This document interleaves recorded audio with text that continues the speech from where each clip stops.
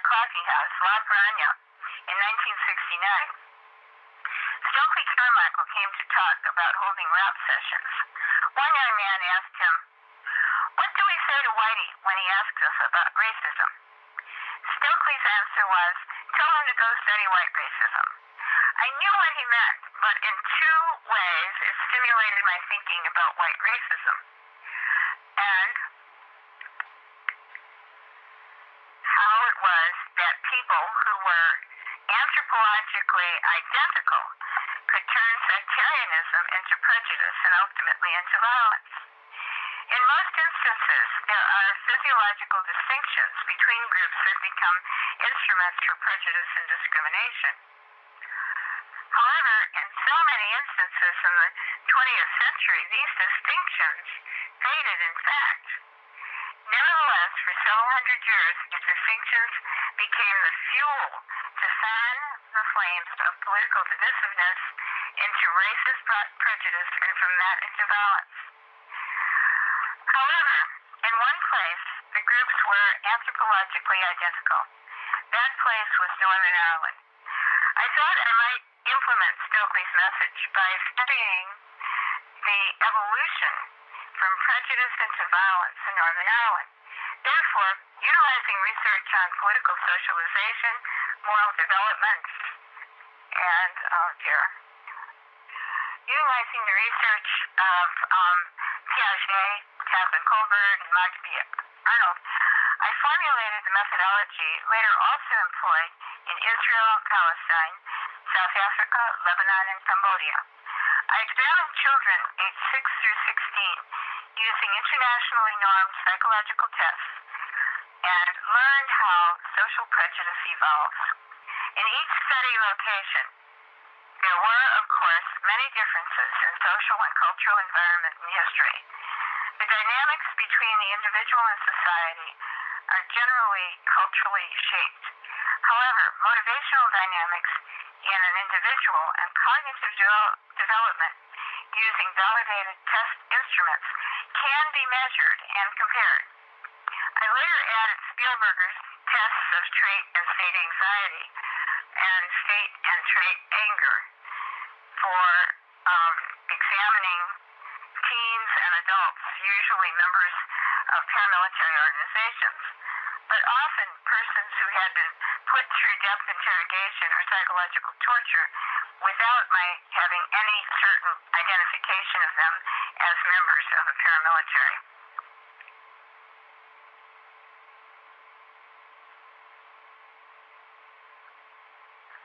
Studies in Israel, Palestine, and Lebanon began 3 years after the Northern Ireland research and carried through some particularly critical times in that section of the Middle East.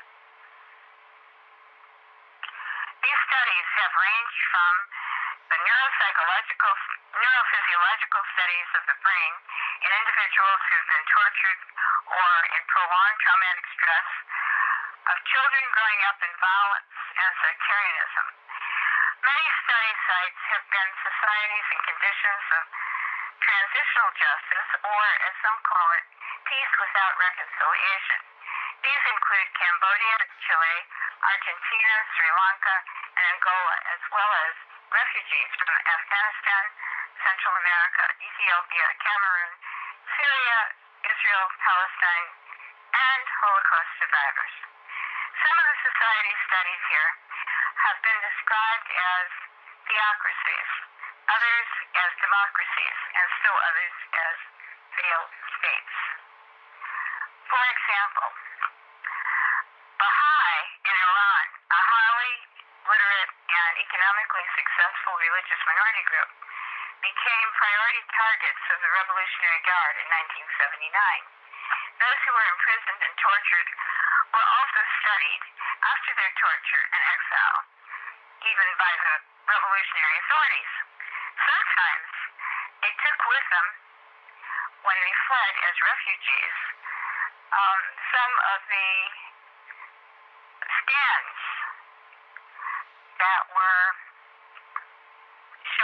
that showed enlarged ventricle areas inconsistent with their age. but entirely predictable from the kind of extreme stress and pain they had endured. These were also consistent with the findings of brain studies of PTSD Vietnam War veterans.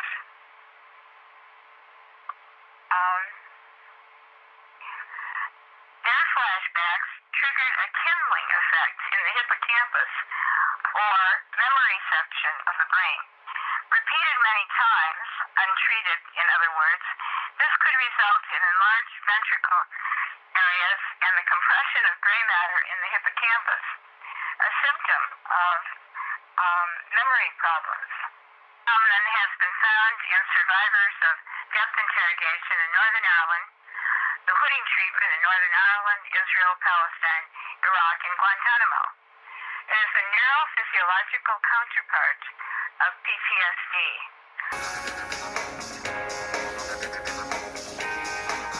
Our fighting men and women and the military families who love them embody what's best in America.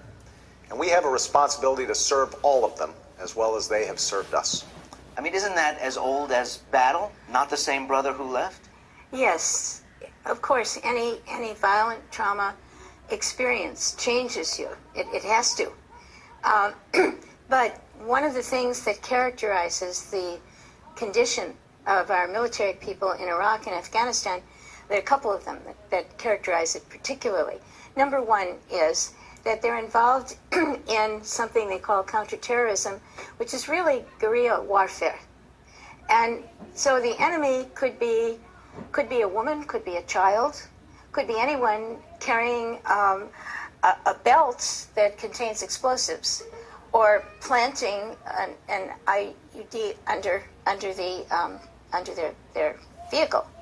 So they aren't just dealing with another armed force, which is the usual thing in warfare. This is different. And the level of wariness and anxiety about somebody approaching is greater. And that's one of the reasons that there are so many of these misapprehensions that result in civilian deaths.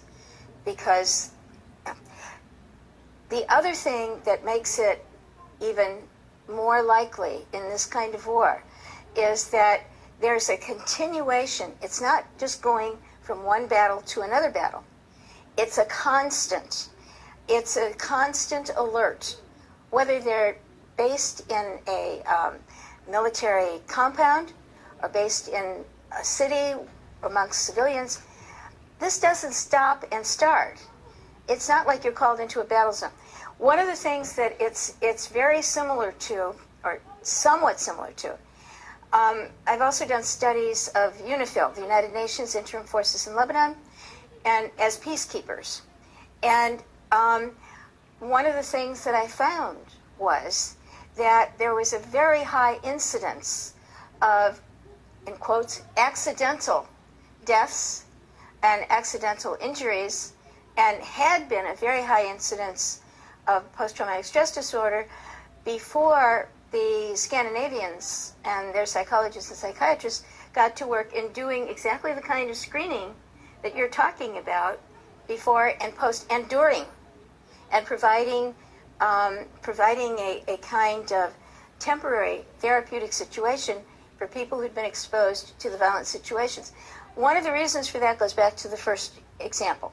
One of the reasons for that is that in peacekeeping, and that's technically what this is called, in peacekeeping, you're not supposed to shoot to defend yourself or defend your position, which is what a soldier is taught to do. In so-called peacekeeping, you're supposed to hold your fire and not react. Well, that's a very hard lesson to learn, and it's one for which our soldiers have never been adequately prepared. So the nature of the war is increasing the amount of mental strain. It's not something that shows up the day after the stress. It's something that could show up 6 months, a year, or even 60 years later. And part of the natural process in the brain is to repress this stressful experience. But it's there, and it starts acting up later. one of the things that there have been several really interesting suggestions on this panel, and I find them very, very much on target with what I know about post-traumatic stress disorder.